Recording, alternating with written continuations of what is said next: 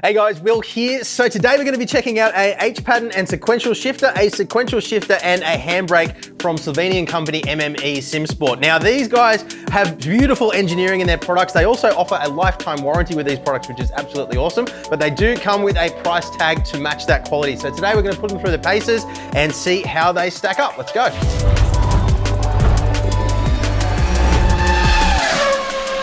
Okay, so before we get stuck into today's review, firstly, big thank you to MME Simsport for sending across these products for us to check out today. Now, we will also be cross-comparing against a couple of other products in the market today too, so it's important that you know that everything we'll be talking about today was sent to us under exactly the same conditions. Nobody gets any sort of editorial control over anything that we say in these videos. It's purely just our own observations and our own opinions, own experiences. And of course, as always, nobody else gets to see the videos before you guys do. Now, if you do decide you want to pick up any of the gear that we've talked about in today's video, there will be some links down in the description. Those are a really great way of helping support our work here at Boosted Media at no additional cost to you guys. And that's just a way that you can help support us if you find what we do here valuable. So we really do appreciate your support there. But with all that said, let's get stuck into these three products, starting with pricing. So the handbrake and the sequential shifter both come in at €399 each. That doesn't include any taxes or shipping costs. So just make sure you're shopping around, making sure that you get the absolute best possible deal wherever you are located in the world. The H-pattern and sequential shifter here costs €749. So pretty expensive. Just for comparison purposes here, if you're looking at something like the Fanatic H-pattern and sequential shifter, which offers pretty much the same functionality as what you get here, driving experience aside, and we will unpack that as we get through today's video.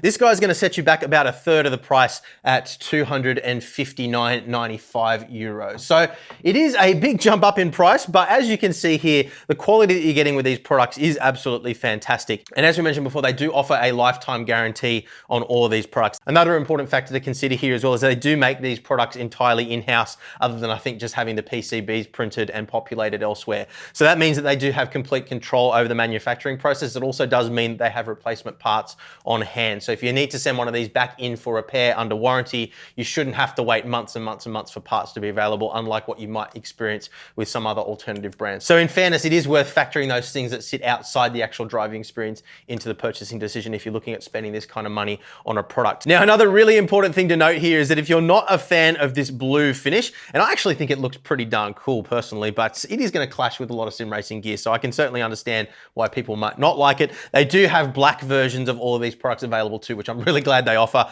I kind of like the blue, but if I'm putting these on my daily driver sim rig, I would definitely want to have the black version. So in terms of the construction here, you're looking at 7075 aircraft grade aluminium CNC machine throughout pretty much the entire products. The only exception there just being the carbon fiber knobs and the carbon fiber front and rear plates on the H-pattern shifter. Now, when we take the clothes off these guys a little bit later on in today's video and have a look inside, you'll see that that aluminium construction extends throughout the entire assembly, not just what you see externally. So very, very, very high quality, as you would expect at this price point. Now, the other really important thing to note here, materials aside, is that they're using Hall effect sensors for all three of these products. So rather than having micro switches, which can wear out or take on dirt and debris over time, moving parts obviously are susceptible to wear and tear. Hall effect sensors use a completely contactless system. With the handbrake, of course, you're getting an analog signal, so it's basically measuring the variance in that magnetic field as the magnet moves further away or closer to the Hall effect sensor. But I'll show you that when we get inside there a little bit later on as well. Now, I know that a lot of people will argue that a load cell is better for a handbrake because it's actually measuring the force exerted on the handle rather than just the raw position of the handle. The way that they've designed this guy with the resistance of the spring mechanism internally is such that you feel a very progressive sensation through the handle as you pull it. Now, we'll of course unpack the characteristics of actually driving with this thing a little bit later on, but to give you the spoiler alert here, if you told me that this was using a load cell internally, honestly, I wouldn't have been able to tell the difference. That's just me, of course, but yeah, I don't really see it as being an issue. But just so you're aware, Hall effect sensors across all three of those, which means no moving parts, nothing to wear and tear or break over time, which in my opinion is a pretty smart design choice. So before we take a look internally and get up and do some driving, let's just quickly talk about exactly how these guys operate. So handbrake, self-explanatory, you just pull on the lever and it does handbrake things. The sequential shifter, you've got an adjustment here which allows you to actually adjust the tension of the throw. So you can see at the moment, it's really stiff and solid. There's kind of this initial resistance that you have to overcome before it then activates and slots into position. But they also include this beautifully presented CNC machined little spanner as well. And what you can do is you can slot that onto the little nut here loosen that guy off. And then what that allows you to do is wind in and wind out the entire shaft here. So it's kind of like it's like a little locking mechanism. So you wind that up, and then when you get it into the position that you want, you lock this down again and then just snug it up with the spanner. And what that allows you to do is adjust the tension on that throw. So now it's actually quite loose, looser than I would want it. And that's not even the weakest that it can go. It can go all the way up to, well, that's starting to get too loose now. So yeah, it's probably about the maximum. Yeah, that's almost to the point of being floppy now. And then if we wind it all the way back down as it came from factory, that should be just about as stiff. Now it's hard to even do on the table at all. So I really do like the fact that you're able to adjust that tension here. It's gonna mean that you can adjust this in and dial it in regardless of what your personal preference is. And it does give you that nice mechanical feeling like it's actually connected to something mechanically inside the car too. And let's just quickly move these two out of the way and talk about the H-pattern shifter in a little bit more detail. So you can see down on the front here, the H-pattern and sequential mode indicators, a nice little touch there. And again, just the quality of the detail, even just the little logo on the side here, everything is just so beautifully presented. So the way this works is you've got a standard 6-speed H pattern, which you can map in any orientation or order that you want inside the sim. And then you've got a 7th locked out gear in the top left position, which obviously most people are going to be mapping to reverse. And that's actually got a really nice feeling mechanism to it. So there's a little spring-loaded ball bearing mechanism internally, which you have to overcome to actually get it to go up into that reverse gear. So I did find when I was using this shifter, it wasn't too difficult to make sure that I was downshifting from 3rd or 4th back into 1st gear or 2nd gear. I wasn't finding that I was drifting into reverse by accident. That is a problem that I did run into with the Moza H pattern shifter, for example. We just found it varied in its resistance that was required when you're pushing it down to get past that lockout and get into the 7th and reverse gear on that particular shifter. And I know it's an issue that a couple of people have had with the Fanatec shifter as well, although admittedly I've never really struggled with it too much. On this particular shifter, what you need to do is push the shifter down, and then it allows you to get into reverse gear or 7th gear. It is worth noting that this does have 8 gears in total. You've got your 1, 2, 3, 4, 5, 6, 7, and then the reverse gear in the same position as this, whereas this guy is only 6 gears plus reverse. So if you do need that 7th gear, then maybe the Fanatec shifter or another alternative might be the better option for you. So to actually switch between H-pattern and sequential mode on this shifter, I'm happy to say is very, very easy and doesn't require any tools. That's something that you definitely want to consider if you're looking at a adaptable shifter like this one that can switch between H-pattern and sequential. Some of the other ones that we've looked at, although they are marketed as being easily interchangeable, it does require you to go grab an Allen key, change a top plate. And look, honestly, in my experience at least, it does limit what I like to drive inside the sim because it's a pain to just have to go and grab a tool and swap things out. So I often find that, you know, when I'm in that situation, I just end up going, oh, I can't be bothered to change cars, and you just end up not doing it. With the Fanatec shifter, it was always very easy. You just got this little knob on the side and literally you just slide it between H-pattern and sequential mode, and it was as simple as that. And in fact, that convenience was actually the sole reason why I chose to run this shifter on my rig, or one of my rigs at least, for a number of years, despite actually having access to some other shifters which felt mechanically a lot better in your hands. So I definitely can't overstate the importance of that convenience factor. So when it comes to the MME Simsport shifter, what we have is 2 little knobs on the side here. All we do is just unscrew those knobs. And then all you do is you just slide one up and slide the opposing side, wind it down a little bit more, slide that down, and then wind them both back in again, being careful that you've actually slotted them into the correct position so you don't crush anything. And now you can see I've got absolutely no flex or slop or play or any movement from side to side whatsoever. It's purely just that nice mechanical shift in each position. Now, one thing that you do need to note here is that you don't have any adjustability in terms of the spring tension. So unlike what we had with the sequential shifter that we looked at earlier, this is just a set and forget type of thing. With the Fanatec shifter, by comparison, once again, you do have the ability to wind in a little screw to change the spring tension on there. But just to give you the point of comparison here, you can see with the Fanatec shifter in sequential mode, there is quite a lot of slop and play and movement in that. Now, admittedly, a lot of shifters on real life cars do have a similar amount of play, so it may not bother you, but you can see on this guy, there is absolutely, well, you might be able to see a little bit of movement there on camera, but in terms of what I'm feeling, absolutely minimal play there whatsoever. It certainly doesn't feel loose or sloppy like what this guy does. And if we shift it back into H pattern mode again and just give you that comparison too, quickly. There we go. There's a tiny, tiny, tiny little bit of free play there before we get into the spring mechanism, and nothing really at all front to back, just a little bit from side to side. With the Fanatic shifter, if we switch that back into H pattern mode, you can see that's got significantly more slop in it. So overall, this just not only looks, but also feels like a tighter tolerance, more high-end product, which of course you're going to expect for paying 3 times the price. So one other super quick thing to mention, we do have an integrated USB cable on all 3 of these products as well. So the reason they state that they chose that design is so you don't have a connector that can potentially break or wear out over time or become unplugged while you're driving. I certainly can understand that. Personally, I think I would prefer to still have a connector on here, just because if you do happen to damage or sever the cable by accident, you are gonna have to pull it apart and potentially have to send it into warranty to replace. Whereas obviously if you damage a normal USB cable, most of us have a couple of them lying around, or it's pretty easy to just grab one from any standard computer or electronics store. But these integrated cables are 1.5 meters long, and you can see they do have a little ferrite choke on there as well to mitigate any potential electromagnetic interference issues. And we certainly didn't run into any issues like that when we were testing any of these products. So let's have a chat now about mounting these guys. So the Handbrake and the Sequential shifter both have exactly the same mounting options. They come included in the box with this nice thick piece of anodized aluminium, which is a mounting plate. And as you can see, that can bolt directly to the bottom of either your shifter or your handbrake.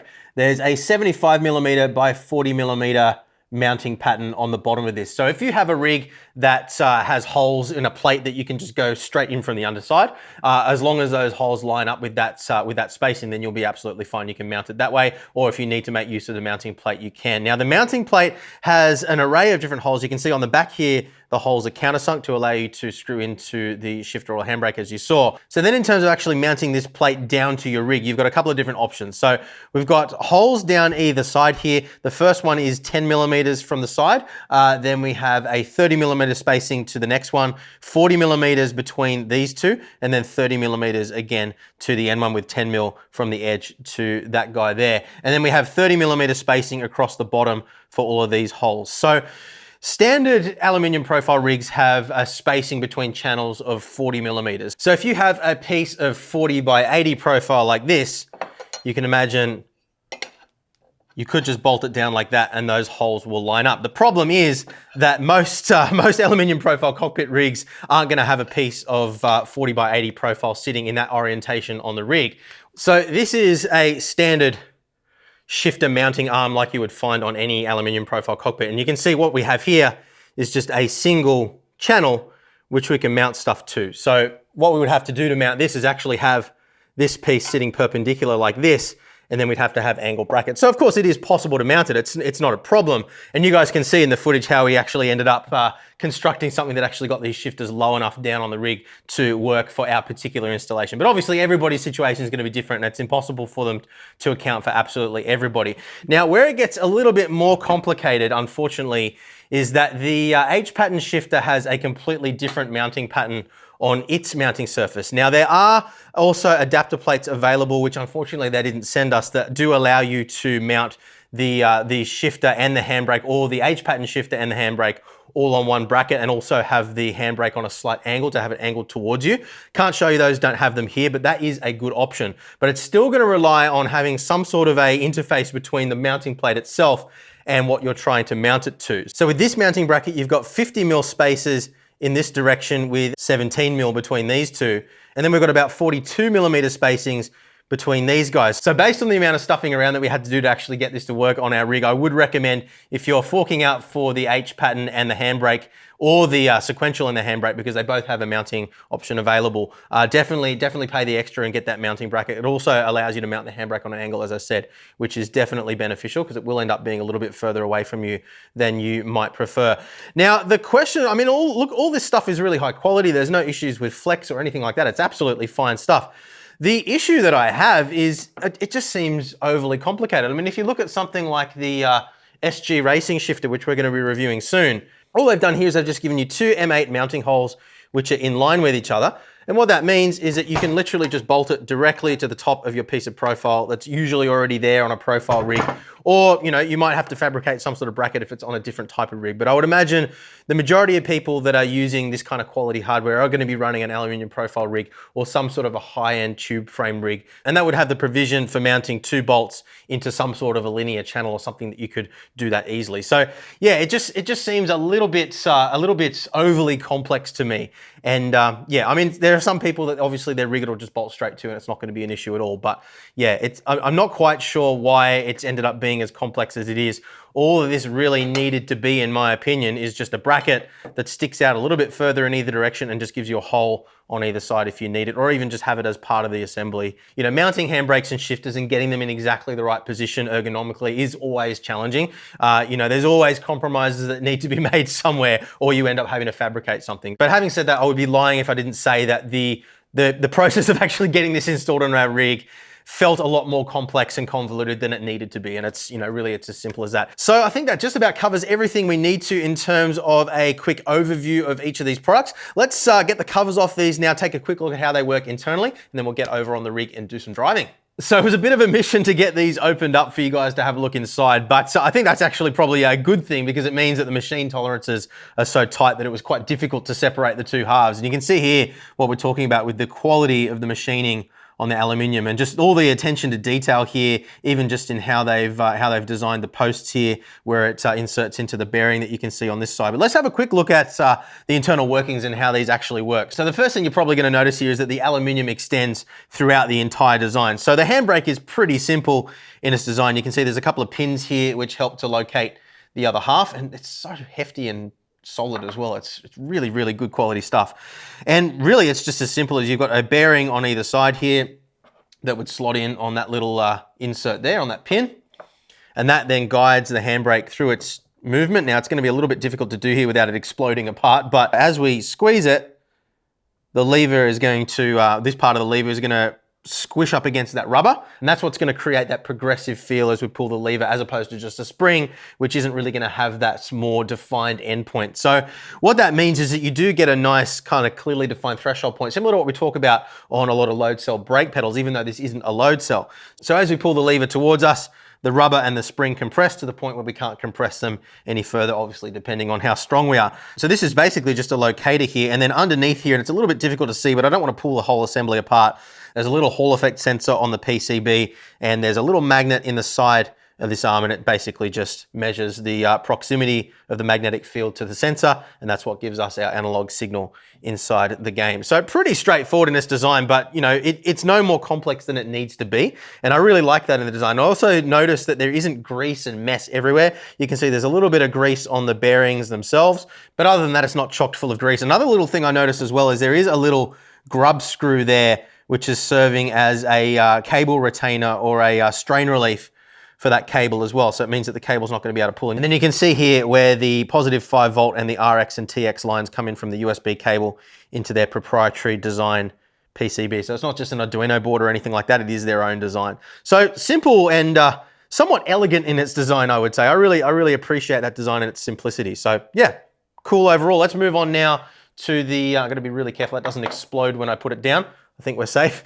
Let's have a look at the sequential shifter now. So I've slackened this off into its loosest position so we can get an idea of how things are working in here. And again, we can see the same kind of design here with a little retainer for our USB cable, which is soldered directly to the PCB underneath. In this case, once again, we've got a couple of Hall effect sensors here, which are just going to measure the proximity of a magnet, which is connected to a little tiny post in the bottom there. So hopefully you can see that on camera. There's a little metal post with a magnet in the bottom of it. And when we pull that forward and backwards, what's happening is that magnet is changing in its location. And then as it gets close to the Hall effect sensor on this side, it's activating that digital switch. And on this side, it's doing the same thing. That's what gives us our upshift and downshift. So again, very simple in its design. Now, in terms of the mechanical feelers shifter, again, quite clever what they've done here. You can see there's a couple of little spring-loaded ball bearings here, which give us our nice cushioned end stops at the end. And then here you can see there's a pin going through and there's a bearing sitting on either side of this. Obviously you can't see the other side. And then you can see there's a little bit of a profile on the piece of aluminium down here. So as we pull on the lever, that bearing jumps up out of that channel and up onto the side. And that's what gives us that sensation of initial resistance that we have to kind of overcome before it activates the shift. And then you can see in here, there's a spring mechanism. So as we wind in or wind out the post, that is increasing or decreasing the tension on that spring. And that is basically forcing this armature down into that groove. And that is what's going to increase or decrease the amount of force required to activate the shift. So again, a very clever and elegant design, pretty simple. And again, it's not covered in grease and mess and things like that. Very, very simple and effective in how it works. So that is the sequential shifter. And again, you'll notice on this side, the bearings actually popped out, but that bearing would normally sit in this little channel here. So again, the machine tolerances that are necessary here to achieve what we were talking about with no slop or play in any of the parts is quite frankly pretty darn impressive. And you know, it does explain the price point that we're looking at a product like this compared to a lot of the competitor products that we've seen before. So yeah, it definitely makes more sense to me looking at the price now that I've opened it up and had a look internally. So let's set that guy aside as well and have a bit of a look at the H pattern and sequential shifter.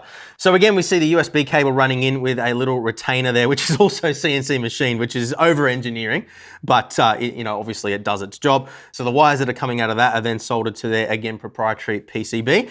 We can see a gate assembly sitting above that, which is obviously what's going to guide the armature into the correct position for each shift. And then as I move the shifter from side to side, you can see how this moves, and I'll activate it into a couple of gears as well so you guys can see.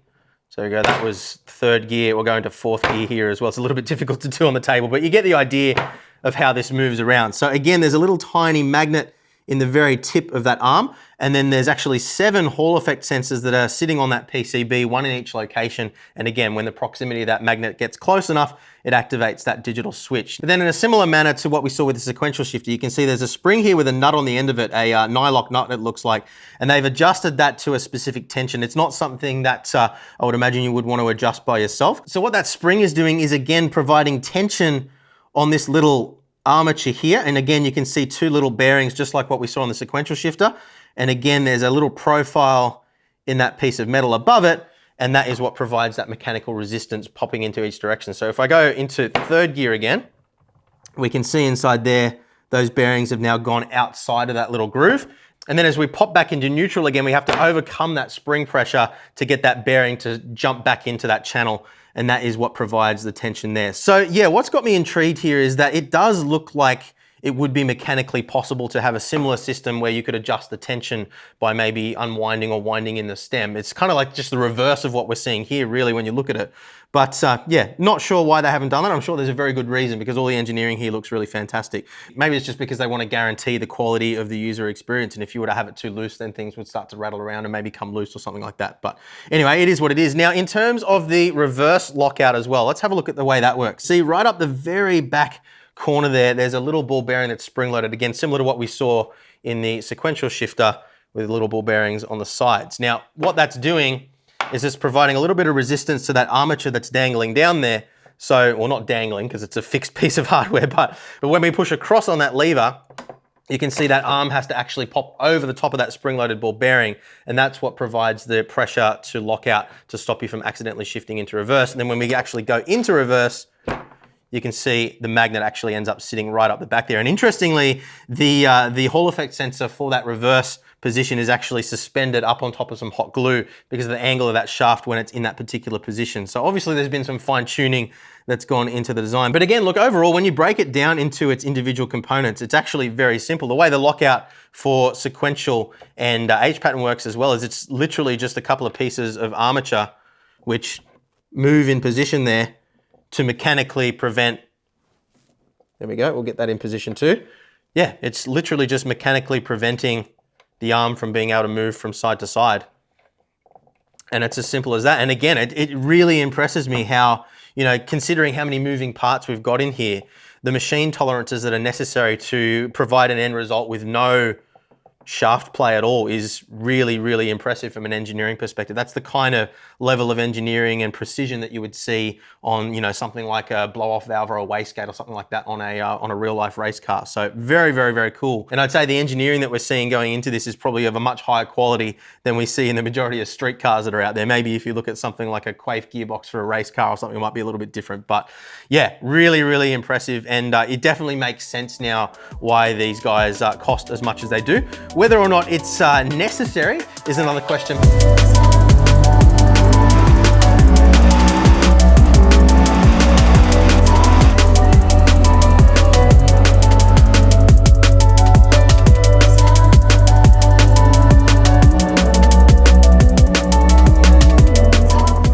Okay, so we've covered an awful lot of stuff already, but let's talk now about what it's actually like to use all of these products. Now, the first thing that I want to comment on here is how pleasant it was to just plug these guys in and have them just work immediately out of the box. You didn't have to install any drivers. It was literally just calibrate the handbrake, and that is as simple as just pushing in a little button on the side here with a pin for a couple of seconds. The light will flash. You pull the handbrake into the maximum threshold that you want, hold it there for a couple of seconds, and then it locks that in position, and that is literally it. So there was no need to install any drivers.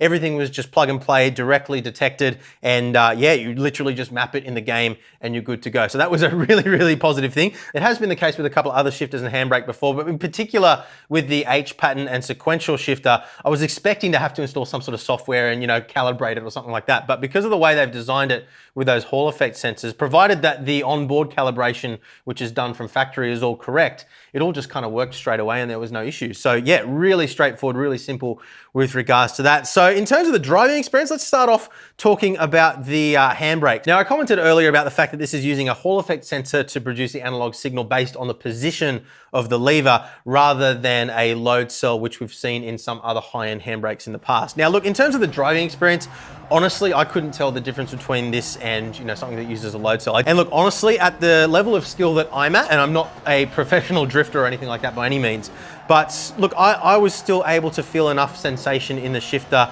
and modulate my input enough that I could control slip angles when I was drifting. I could initiate a slide without locking up the back tires and spinning.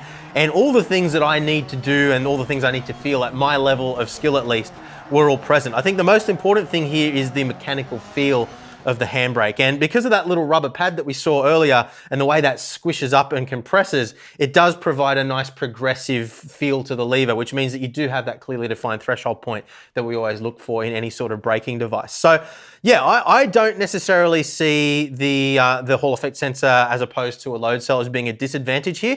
By all means, if you've tried one of these out or owned one of these and also have experience with other handbrakes, let us know in the comments down below what you think on that. Because at the end of the day, I can only base my opinion on my own experience. And a lot of you guys are much more proficient at drifting and rally and the kinds of styles of driving that require precision handbrake use than I am. So let me know what you guys think about that down in the comments. But look, for all the things that I look for in a handbrake, I think it works really well. I like the length of the shaft here as well. That sounds rude, but you know, it was nice and easy to grab. I did end up having it positioned quite close to the steering, so I could kind of just reach across and grab it nice and easily. And yeah, very comfortable to use, nice and smooth. And pretty much anything else I say about that is going to come across like innuendo. So I'm going to shut up about that guy now. But yeah, look, really happy with the experience using it. And other than just the overly complex mounting like we talked about earlier, I think it does a really good job. So let's move him aside now and talk about the sequential shifter next. So again, a really positive experience using this. Everything's nice and comfortable. The knob's really nice as well. I really love the fact that they've given us that adjustment here, which is nice and easy to use. Would love it if there was some way that you could adjust it without any tools. Remembering again that we do have that little, there it is, little CNC machine spanel, not so little, but again, you do need to put that on, loosen up that locking mechanism, and then tighten and loosen it. Now, if they didn't have that retainer, then of course there is the potential for things to move around and adjust themselves while you're driving. So it makes sense from a design perspective why they would do that, but that is probably the one little improvement. If they could come up with some sort of way to allow you to adjust it without the need for a tool at all, that would be really cool. But the fact that you even have the ability to adjust it, and you can adjust it through such a huge range as you saw, I mean, that is super stiff. And if I wind that out to the minimum, it's literally just slopping into each direction. So there's no way, I don't think, that anybody's going to need any more adjustment range than that. The thing that I really appreciate about this most of all, I think, is just how precise everything feels. Again, there's absolutely no play from, I mean, you can see a little bit of rocking on the table there. That's actually the whole thing moving on the surface of the table, but the actual arm itself is absolutely solid in there. There's no shaft play, there's no movement whatsoever. So it feels really precise and really mechanical in your hand. Now, does it simulate perfectly the sensation of actually mechanically shifting gears inside a gearbox? I would say no. I don't think that it is significantly better in that regard than some of the other cheaper shifters that we've looked at in the past, but it does give you that nice sensation of being mechanically connected to something at least. And I think when you're in the heat of the moment and you're driving and you're going around a track really fast and you're not really concentrating on individual elements of the sim rig so much, then it kind of just all blends in together and it does provide that immersive experience that people are looking for. So yeah, I'd say that in terms of what it's trying to achieve here, it does everything that it needs to do. And again, ease of use was very simple as well. It was plug and play. There's no calibration. There's nothing you need to do here. And because again, it's using those Hall effect sensors, it should have really great longevity as well. You saw internally just how precise and how good the machining and everything is. And of course, they do have that lifetime warranty on all these products as well. So yeah, for me, it's a thumbs up for the shifter as well. And then finally, the H pattern and sequential. So a lot of people will naturally wonder, why would you look at getting the sequential shifter when you can get an H pattern and a sequential all in one? Firstly, this is a little less than double the price of the sequential. So that will rule this guy out for a lot of people straight away. Now, as we said at the top of the review as well, this is 3 times more expensive than something like the Fanatic shifter, which also gives you that H pattern and sequential functionality as well. And that does have the advantage of actually being able to adjust the amount of tension yourself as well if you don't like the feel out of the box. So look, I mean, from a driving perspective, this thing is really, really fantastic. Again, there's no shaft play, there's no movement. Everything feels really tight, really precise, and it really does pull you in to that immersive experience. If you've ever used a cheap, low quality shifter, then you'll know just how disconnected and how vague it can feel. And something like this really just does give you that extra level of immersion. Didn't have any problems with misshifting. I have found with some gated shifters that have the gate on the top, it can make it really notchy and really difficult to get in position. Even though this is using that gate mechanism internally, as we saw earlier in the review, it doesn't feel super notchy to put into gear. It guides you into each position. So you can, when you're driving, you kind of just go, yeah, I want first gear, and it kind of just goes there. You go second gear and it just kind of does it. If you even just shifting down from say 4th to 2nd or something like that, it just naturally kind of floats into the position that it wants to go in, but not in a vague kind of way. And that's what I really appreciated driving with this shifter over pretty much every other shifter that I've ever tested in the past. Now, this is the most expensive H pattern shifter that I've ever driven with on a sim rig by far, so I would expect that experience. But if you're wondering, you know, what does this price tag give you over something that's cheaper, that's the answer. It's a lot more precise, it's a lot tighter, and as a result of that, it's a lot more immersive, and it does reduce the amount of misshifting that's likely to happen. And even just the ability to quickly shift between 2 modes without having to do anything in the software. You literally, if you jump into a car and you realize, oh crap, I've forgotten to change my shifter, you can do it in a couple of seconds and it's not a problem. And in sequential mode, it feels just as nice and tight as it does in H pattern mode. The only disadvantage, of course, being that you don't have any adjustment in terms of the mechanical feel of the shifter, unlike what you have with the sequential. So look, I think that if I had the choice between the two and money wasn't an object, I would go with the H pattern. I really like the convenience of having an all-in-one shifter like this. And as I said at the top of the review, the reason I ran the Fanatic shifter on my rig for so long, even though I had other shifters that felt a lot better, was just purely because of that convenience. I found that when I had a sequential only configuration on my rig, then I would only ever drive cars that had sequential boxes, and I just couldn't be bothered swapping them over a lot of the time. Remembering again, there's a lot of people that only have a short amount of time to race during the week, and you don't want to spend that time mucking around and fumbling with equipment. You just want to get in there and drive, and something like this does provide that experience and does a really, really great job of doing so. So yeah, I would choose, money aside, the H pattern and sequential combo.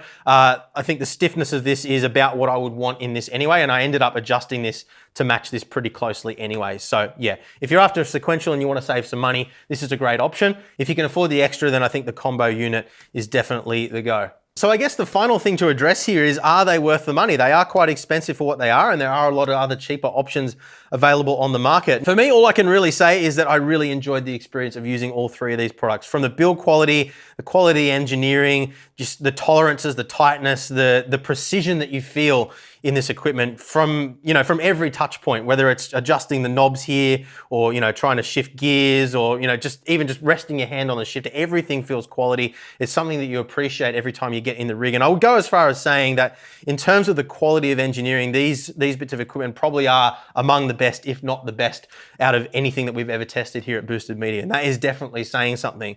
But I guess the question is, do you actually need that quality? Is it actually worth the extra money? And that's something that you guys can really only answer for yourselves. At the end of the day, it's a shifter, it does shifter things. It's a handbrake, it does handbrake things. There are other options on the market that achieve ultimately the same result at a much lower price point. But at the end of the day, this is the quality that you're presented with for the price. And I think that's, when you compare this to what you would be paying for something of similar quality with this kind of machining and this kind of tolerance in the real automotive world, then yeah, I do think that these are good value when you consider all those things. But ultimately, value for money is determined by your personal circumstances. I'm certainly not going to sit here and tell you that you absolutely need to buy these and that it's going to be a completely game-changing experience. But I think that for the money, they do provide all the quality and all the precision that you would expect from a product of this price point. And when you put the lifetime warranty on top of that as well, I think that they are a very good value proposition if you can afford them. So my own subjective opinions aside, I really hope that today's video has provided you with all the objective facts that you need to make your own decision as to whether these are the right product for you. If they have, and you do decide you want to pick this up or any of the other gear that you've seen in today's video, there are those links down in the description below. As I said before, those are an awesome way of helping support our work here at Boosted Media at no additional cost to you if you find value in what we do here. If you don't want to use them, that's absolutely fine. There's obviously no obligation, but we really do appreciate your support there. But above all, really hope that today's video has helped you out. If it has, please do leave a thumbs up. Consider subscribing as well if you haven't already, so you don't miss out on future videos. Believe it or not, only about 30% of the people that watch these review videos are actually subscribed to the channel, and subscribing is an awesome way of telling YouTube to show these videos to more sim racers like yourself. So we really appreciate your support there too. That is it for today, guys. Thanks very much for watching. I will see you again in the next one. Bye.